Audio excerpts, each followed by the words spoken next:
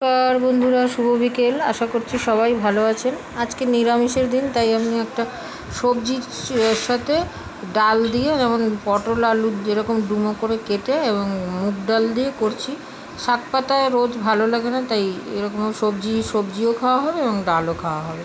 এবং নিরামিষ একটু মিষ্টি করলে এবং ঘি ছড়িয়ে দিলে খুব ভালো লাগে। ঘি গরম মশলা দিয়ে করে খেয়ে দেখুন ঘোষ কিচেনের এই রেসিপিটা করে খেয়ে দেখুন এবং আমাকে জানাবেন।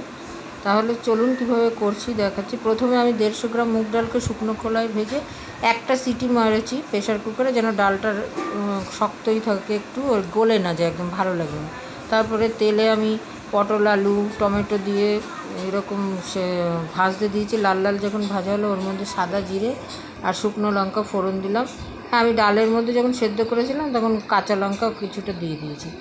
তারপরে যখন একদম এরকম আলু এবং পটল ভাজা হয়ে যাবে, তখন তার মধ্যে রোজের মশলা হিসাবে জিরের গুঁড়ো, ধনের গুঁড়ো অল্প এবং নুন, হলুদ আর বেশ খানিকটা চিনি দিয়ে আমি আর একটু কষে তারপরে ওই সেদ্ধ ডালটাকে ঢেলে দিলাম। হ্যাঁ, ডাল যদি কেউ প্রেশার কুকারে না সিটি মারেন, তাহলে দেখবেন সেদ্ধটা এমনি যখন খোলা জায়গায় সেদ্ধ করবেন কড়াইতে, তখন যেন ডালটা গলে না যায়, মুখে পড়লেই ভালো লাগবে। তারপরে এই যে আমি এবার আলুটা যেহেতু ডুমো করে কাটা, একটু সেদ্ধ হতে সময় লাগবে, তাই এই বসে একটু গল্প করছিলাম মেয়ের সঙ্গে। তারপর সেদ্ধ হয়ে গেল, তখন গিয়ে ঘি ছড়িয়ে দিয়ে এবং গরম মশলা ছড়িয়ে দিয়ে আমি এরকম গ্যাসটাকে তারপর অফ করে 5 মিনিট মতো ঢেকে রাখলাম। এরকম ঢেকে রাখলে ঘি ছড়িয়ে গরম মশলা দিয়ে, তাহলে স্বাদটা খুব ভালো হয়।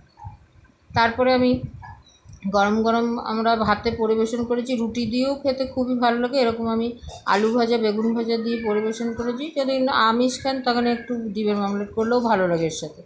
তবে এই রেসিপিটা খুবই সহজ এবং সুস্বাদু, এবং ঘরে এইসব জিনিস সবারই থাকে, তাড়াতাড়ি হয়ে যায়। তাহলে চ্যানেলটা সাবস্ক্রাইব করুন, শেয়ার করুন।